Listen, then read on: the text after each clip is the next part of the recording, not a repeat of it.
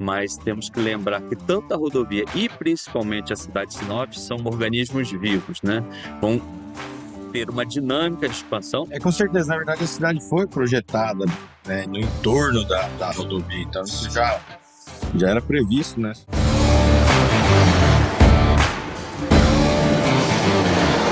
Na Via Pod. Olá, estradeiros! A BR-163, rodovia fundamental para o transporte de grãos, corta cidades importantes em todo o seu percurso, transformando-se em alguns momentos em uma avenida com grande fluxo de veículos. No novo episódio do Na Via Pod, vamos falar sobre os impactos causados por esse contexto urbano da rodovia. Pega carona com a gente e descubra quais soluções estão sendo implementadas para melhorar a qualidade do trânsito e também das comunidades. E fique alerta, na Via Pod, dirigir com bom senso, ouvir com atenção. Olá, estradeiros! Bem-vindos ao Na Via Pod, o videocast da Via Brasil, feito para quem vive e cruza a BR-163 todos os dias. Eu sou o Vinícius Falabella e hoje a nossa viagem entra no espaço urbano da BR-163. As rodovias em áreas urbanizadas influenciam significativamente a dinâmica das cidades, afetando a circulação, o comércio e até mesmo a vida social. Estamos falando de trechos localizados dentro do perímetro urbano, que apresentam características específicas que podem impactar segurança e acessibilidade. São os desafios da BR-163 e suas conexões urbanas. E para essa conversa, contamos com a presença de Rodolfo Torres, professor e pesquisador da FGV, Fundação Getúlio Vargas. Olá, professor, seja muito bem-vindo. Muito obrigado pelo convite, uma honra estar com vocês aqui hoje. E quem também vai participar desse papo é o Paulinho Abreu, vice-prefeito de Sinop. Olá, Paulinho, como vai? Tudo bem, Vinícius? Obrigado pela oportunidade, sempre um prazer estar podendo falar sobre os desafios e problemas urbanos aqui da cidade de Sinop, principalmente no trato aí com a BR-163. Tá legal, valeu, bora viajar, pessoal! E para começar, vamos entender melhor o que acontece quando uma grande rodovia como a BR-163 se torna uma via urbana. Rodolfo, quais são os principais desafios enfrentados nessa convivência entre trânsito pesado e a vida urbana? É um desafio muito grande, né? Porque são propósitos, às vezes, conflitantes. Falando em termos gerais, né? Não vamos falar, depois a gente fala mais especificamente aí da situação das cidades do norte do Mato Grosso, especialmente Sinop. Mas a convivência entre dois objetos que às vezes colidem. Você quer uma teia, uma rede de interconexão urbana, você pensa em fluxos que se entrelaçam a todo tempo. Quando a gente pensa em transporte por meio rodoviário, o que se espera é alta capacidade, fluidez unidirecional, bidirecional, mas que dê muita fluidez, o que às vezes colide com essa necessidade de uma rede que se entrelaça para ter conexão de múltiplos destinos e origens, que no caso de uma rodovia, essa matriz origem-destino não é tão ampla, é mais bidirecional e por isso mesmo demanda uma capacidade de segregação para mais fluidez e maior capacidade de transporte, seja de carga ou de passageiro. Tá legal. Paulinho, como vice-prefeito de Sinop, como é que você vê o impacto da BR-163 na vida da população? Essa passagem dela por meio de Sinop, eu percebo que assim, as pessoas usam para se locomover como uma avenida, né? Mas como que a BR-163 influencia aí no cotidiano da cidade? Na verdade, existe o lado positivo e o lado negativo, né, da rodovia cruzar bem o eixo da cidade, praticamente no centro, né? Mas também isso favorece os nossos comércios, né, que gerou-se toda uma cultura de comércio no entorno da BR, né, desde a cultura de Sinop, que era de indústrias madeireiras, então foram surgindo serviços naquele entorno. E para vocês entenderem a dinâmica da cidade, o lado leste, né, da BR, ele era composto de um setor industrial e o restante centro de comércios e residências. E hoje, com a transformação, aí, hoje reduziu-se muito a parte da indústria madeireira, veio agronegócios, serviços, né, principalmente na área de saúde e universidades, enfim, a cidade hoje ela diversificou muito. E esse lado leste, que era só industrial, ele hoje já está se transformando, tem um shopping, tem bairros novos, bairros, ainda tem muitas empresas, mas vai começar também a ter empreendimentos, né, verticalização, enfim. E aí a grande dificuldade virou a transposição da BR, né? Com a revisão aí da concessão da BR, vai se fazer 7 viadutos aqui na cidade, né, e vai resolver esse problema. Nós vamos ter aí 2 anos de um pouco de caos no trânsito, aí, que sabe que as obras demandam um tempo, mas ela é uma via muito importante, né? Não só de passagem, a gente vê uma diversidade de fluxo de veículos que estão transitando, como na parte de transporte de mercadorias. A gente vê também muita gente utilizando a BR hoje para ir de um lado ao outro da cidade. E também Sinop tem um diferencial. Lá no passado surgiram 2 bairros nos extremos da cidade, que é o Camping Clube e Alta Glória, e hoje o perímetro urbano da cidade ele dá quase 40 quilômetros. Então, se utiliza muito também a BR para um fluxo interno da cidade, não só de passagem de quem está transportando mercadorias seja rumo ao Miritituba, seja rumo ao sul do estado. Eu morei numa cidade chamada São José do Rio Preto, aqui no interior de São Paulo, e ela é cortada por 2 rodovias, uma estadual, a Washington Luiz, e outra federal, a BR-153.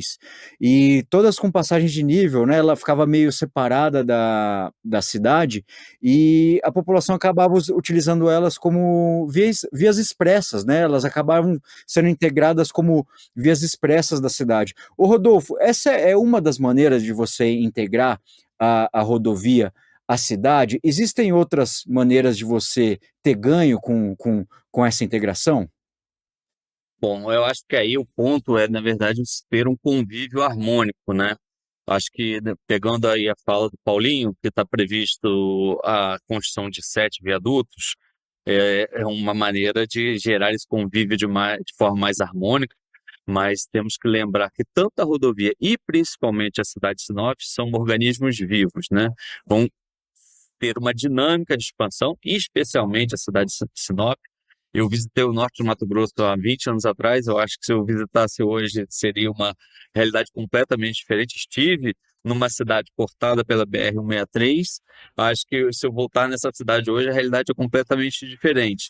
Então, o que hoje é uma solução, né, a construção de viadutos que possa permitir essa integração da cidade sem impedir a fluidez do tráfego da BR, amanhã será outra necessidade. Eu acho que aí, Paulinho, você e os que virão te sucedendo vocês têm uma missão e aí de política pública de Estado e não só de um governo, de ter esse planejamento continuado da expansão da cidade. Você acabou de citar uma coisa muito importante.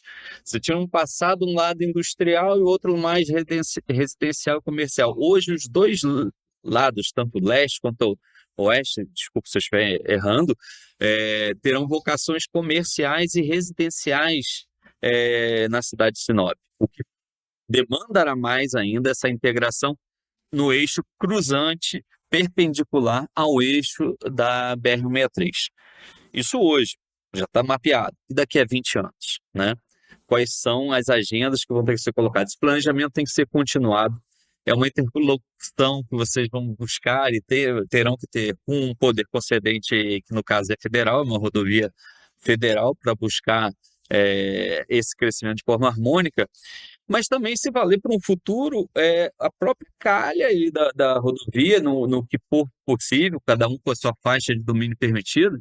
E tem experiências nesse sentido de cidades que usam da valência de a gente já ter uma calha construída da rodovia para se fazer corredores de transporte de passageiros de maior capacidade. Traduzindo, construir, por exemplo, um BRT numa linha segregada, numa via marginal segregada para o transporte de passageiros de uma cidade que hoje tem 200 mil habitantes, em média 250 mil habitantes. No futuro não muito distante vai ter 500 mil habitantes, vai demandar um sistema de transporte completamente diferente. Então, a resposta é um planejamento contínuo, uma agenda contínua de Estado, e não só de um período específico. É um trabalho contínuo, que aí a missão, Paulinho, é deixar esses frutos plantados para que cresçam essa política, essa agenda contínua aí do município no planejamento urbano, para um bom convívio de uma rodovia que se mistura com a própria história da cidade, né? Não é, a gente não tem como dissociar a BR-163 da história de Sinop, de Lucas de Rio Verde. Eu acho que essas cidades e a BR-163 tem uma história que foi construída em conjunto, e essa boa construção, esse bom convívio tem que perdurar para um horizonte longo. Ô Paulinho, aproveitando então a introdução do professor, como é que vocês enxergam aí esse futuro? Sinop hoje, 216 mil habitantes, se eu não me engano, e assim, projeções de dobrar de população em um curtíssimo prazo, né, recebendo gente do Brasil inteiro. Como é que vocês planejam aí utilizar a BR-163 nesses próximos anos a favor da mobilidade da população de Sinop?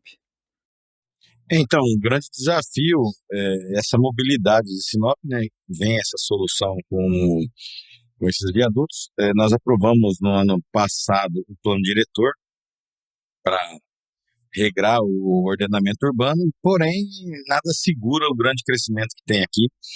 Então nós temos que sempre trabalhar para acompanhar isso, né? Como eu falei, os dois lados da cidade agora estão perdendo aquela distinção de industrial, os industriais estão ficando cada vez mais afastados, mas lembrando que também, onde há maior número de empresas, existe a maior demanda para as pessoas se locomoverem até lá. Estamos também numa grande batalha aqui para revisar a concessão do transporte coletivo, que hoje é muito fraco na nossa cidade. É uma concessão antiga, os ônibus, na época, o contrato não previa a exigência de ônibus de ar-condicionado, ônibus mais novos, e aí acabou que ficou-se um pouco defasada essa concessão, e devido às nossas grandes extensões, nós temos uma quilometragem de malha muito grande do transporte coletivo e um pouco o número de passageiros. Comparando, por exemplo, com o Lucas do Rio Verde, eles têm metade da malha nossa e eles têm o triplo de passageiros. Então, nós estamos numa negociação com a concessionária, porque a tarifa vai ficar muito onerosa, o município vai ter que subsidiar. E, né, precisa ter recursos para isso. É um dos pontos que vai ajudar a melhorar essa questão de mobilidade. A cidade também, hoje ela é propícia a ter muitas ciclovias, né, e também é uma coisa que a gente tem cobrado para que se considere também nesses viadutos, né, para essa transposição da BR. Porque hoje infelizmente, ela é o grande precursor do desenvolvimento dessa região, a BR-63, mas ao mesmo tempo ela causa um problema, gera muitos acidentes, né, muitas vezes fatais ali, tanto nos retornos quanto nas descidas ali da BR para as marginais. A gente vê muitos acidentes, principalmente envolvendo veículos grandes com moto, por exemplo, enfim. Mas também tem, lógico, o lado da conscientização e tudo mais, mas também acredito que a concessionária vem também fechou algumas passagens, alguns cruzamentos, alguns retornos, e todas essas ações aí, no final desse período aí de 2 anos de obras, tem também a duplicação, tem a revitalização.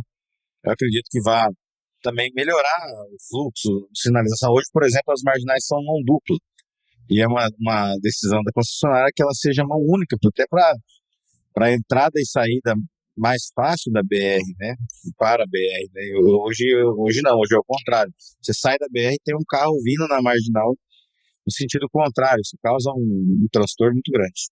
Pegar uma parte, Vinícius, para complementar a fala anterior, com o gancho que o Paulinho acaba de dizer, que às vezes a gente fala de investimentos muito grandes para melhorar a mobilidade, mas às vezes pequenas ações fazem muita diferença para a mobilidade e para a segurança. O Paulinho acabou de citar, às vezes segregar facilita a segurança e a mobilidade. Estou querendo dizer com isso o seguinte: uma rodovia que corte uma cidade tem que ter pontos bem definidos da passagem, do cruzamento dessa rodovia, e não ter entrada e saída de veículos em qualquer momento. Isso é um caos para a mobilidade, é um caos para a fluidez da rodovia e é tétrico para a segurança. Então, ter, às vezes, investimentos menores, mas que fazem muita diferença em segregação, sinalização, educação para o trânsito, é, ciclovia, passeio público ou calçada, como em alguns estados se fala, para que o pedestre caminhe bem, com segurança. São pequenos investimentos que fazem muita diferença também e geram bom convívio. Esse que é um ponto a destacar.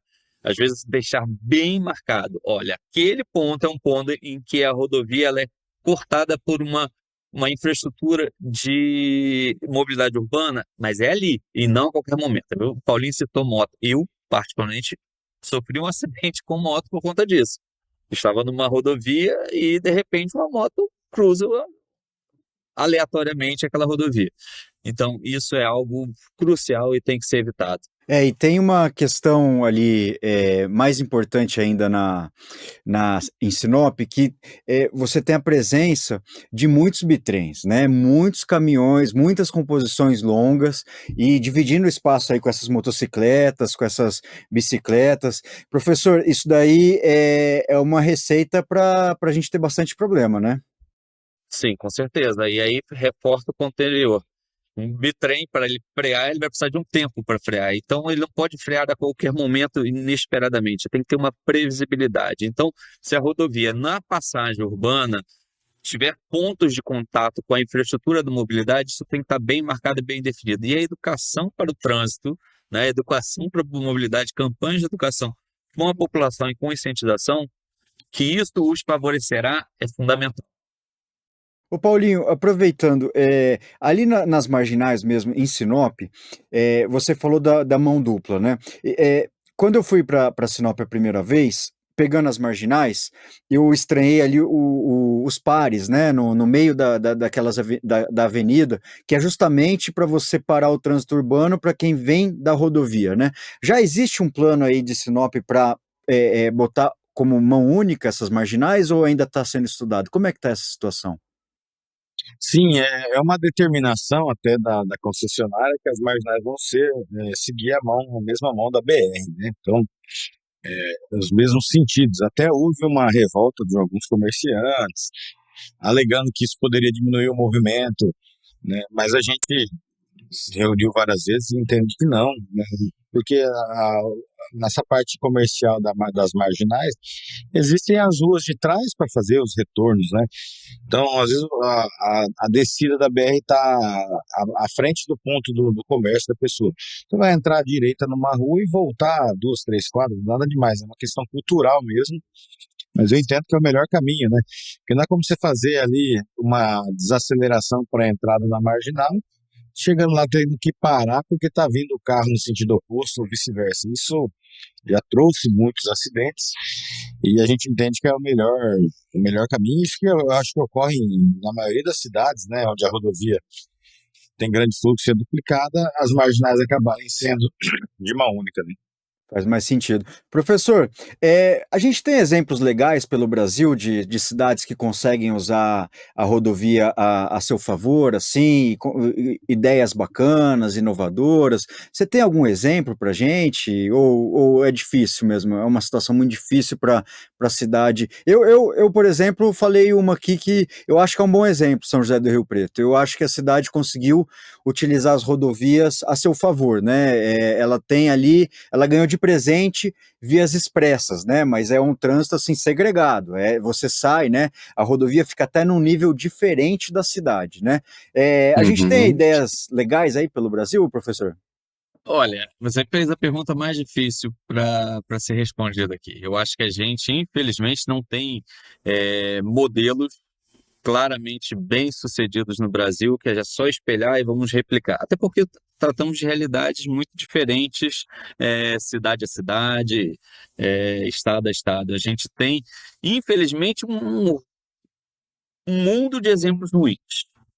Eu estou levando muita fé que Sinop vai ser o case aí para o Brasil de bons exemplos de como ter uma boa convivência da infraestrutura rodoviária com a mobilidade urbana. Acho que tem princípios, né? Acho que a gente comentou aqui, não vamos repetir até por benefício do tempo, alguns princípios que devem ser observados, mas a gente tem muito mais exemplo ruim do que bom para a gente ele está no Brasil. E quando a gente fala de bom, é porque a gente está numa perspectiva assim, aquela história, o copo não está muito cheio, mas um golinho d'água já estou feliz. Se a gente tem a ambição, né, de um país melhor, a gente tem que procurar algo muito melhor que a gente tem, é, infelizmente, no Brasil para se espelhar. Assim, lógico, é decisão da sociedade. A sociedade não quer investir tanto em determinadas infraestruturas, mas exemplo, mundo afora, realmente uma rodovia de grande capacidade, ela não vai impactar na cidade. Ou ela vai contornar por fora aquela cidade, ou ela vai ficar totalmente segregada, vai ficar em outro nível, vai ser um viaduto contínuo para a rodovia na passagem daquela cidade. Isso são experiências internacionais que nos trazem sobre isso. Mas, assim, mantido as nossas proporções e nossas realidades, assim, levo fé, muita fé, que eu acho que Sinop, mantendo o planejamento e continuado, numa boa interlocução, não só com o poder concedente federal, mas também com a concessionária, vai conseguir aí trazer e ser um case para o Brasil, para ser estudado para o futuro próximo. Paulinho, para a gente encerrar, eu acho que assim, Sinop até já parte um pouquinho na frente, porque, para quem não conhece, é uma cidade planejada, com muitas rotatórias, muitas avenidas, então assim, a cidade já me parece ter uma boa fluidez.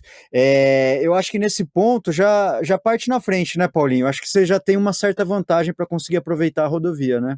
Com certeza, na verdade, a cidade foi projetada, né, no entorno da rodovia, então isso já era previsto, né? Só erraram nas transposições do passado, né? De avenidas que se encerram do lado oeste, sentido BR, elas se encerram na BR, e do lado oposto ela não tem continuidade nem alinhamento com as ruas que tem, né? Então a saída mesmo é essa transformação da duplicação total dela, com os acessos, entradas e saídas rápidas, com a mão única, tudo isso para resolver. Você tem exemplos, eu, por exemplo, fiz faculdade em Maringá. Maringá, você vem da rodovia e ela vira a Avenida Colombo, que ela transpõe a cidade e depois continua como rodovia. Mas essa avenida ela já tem uma característica, ela é no mesmo nível dos comércios, ela não tem marginal, mas elas são 4 ou 5 pistas, que eu não me lembro, para cada lado, e ocorre a linha de transporte comunica com a linha urbana das pessoas, então não tem engarrafamento, os semáforos são todos programados dentro dos tempos ali, tudo.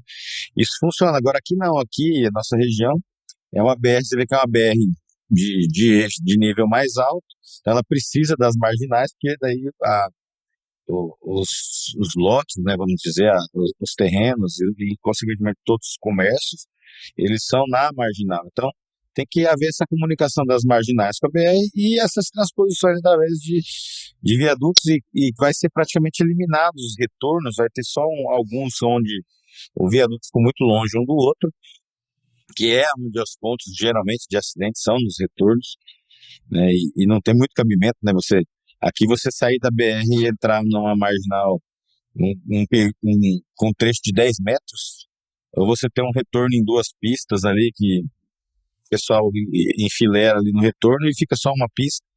Isso é inadmissível e tudo isso aí vai ser mudado agora. Mas a gente também tem que trabalhar como prefeitura, porque é uma concessão, né? Mas como prefeitura, trabalhar aí na educação, no trânsito. A gente já está fazendo bastante campanha de orientação já num viaduto que está acontecendo, para explicar onde vai ser desviado o tráfego. E no futuro também mostrar para a população que às vezes é salutar andar um pouquinho mais, mas fazer os retornos e as transposições no ponto certo, né? Isso é uma questão de cidade, transição de cidade que era pequena e está crescendo muito, tem aquela questão cultural, né? A gente sabe que na cidade grande, se você errar um acesso, você anda alguns quilômetros para chegar onde você precisava, a mais, né? E aqui é tudo muito prático, as pessoas acostumaram, mas a gente tem que trabalhar também nessa educação, nessa cultura, né, em torno desse trânsito da BR-63, para poder ter harmonia entre quem transita de forma urbana e de quem só está passando para transportar a mercadoria, né? Bom, gente, é isso aí. Professor Rodolfo, muito obrigado pela presença e pelo papo. Eu que agradeço. Muito obrigado pelo convite. Vice-prefeito Paulinho, obrigado por compartilhar aqui as informações com a gente. Obrigado, Vinícius. Obrigado pela oportunidade. Estamos sempre à disposição aí para poder falar sobre a nossa cidade. Agora vamos fazer uma pausa para falar de segurança no trânsito e saber quais são os principais cuidados que devemos ter em rodovias nos espaços urbanos. O Zé Bom Senso e a Maria Atenção estão de volta para nos mostrar como a educação no trânsito pode transformar nossas estradas em lugares mais seguros. Aumenta o volume aí, porque é informação importante.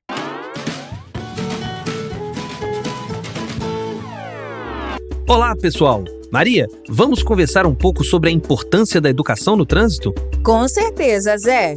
Passagens de nível, pistas duplicadas e maior fluxo de veículos exigem que os motoristas estejam mais atentos às sinalizações e ao controle de velocidade. Exatamente, Maria. E estamos falando em coisas básicas como respeitar a sinalização, controlar a velocidade e ter cuidados específicos ao dirigir em rodovias.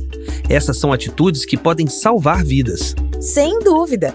Entender como usar as passagens de nível, respeitar os limites de velocidade e ser paciente em trechos em obras são atitudes que salvam vidas. Com certeza, e é fundamental que motoristas de veículos menores também saibam como compartilhar a estrada com caminhões e outros veículos grandes. E é claro, reforçar a importância de respeitar a sinalização é fundamental. Muitos acidentes acontecem por desatenção a placas e semáforos. A educação é a chave para reduzir acidentes e garantir que todos possam circular com tranquilidade.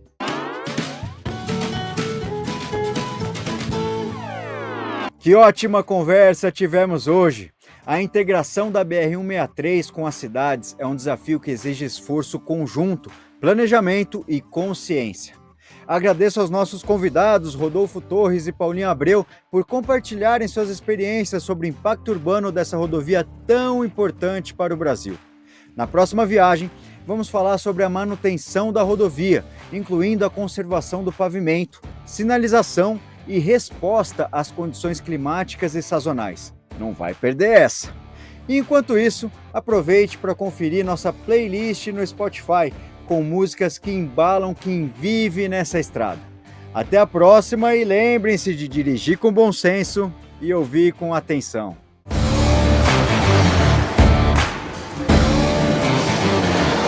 Na Via Pod.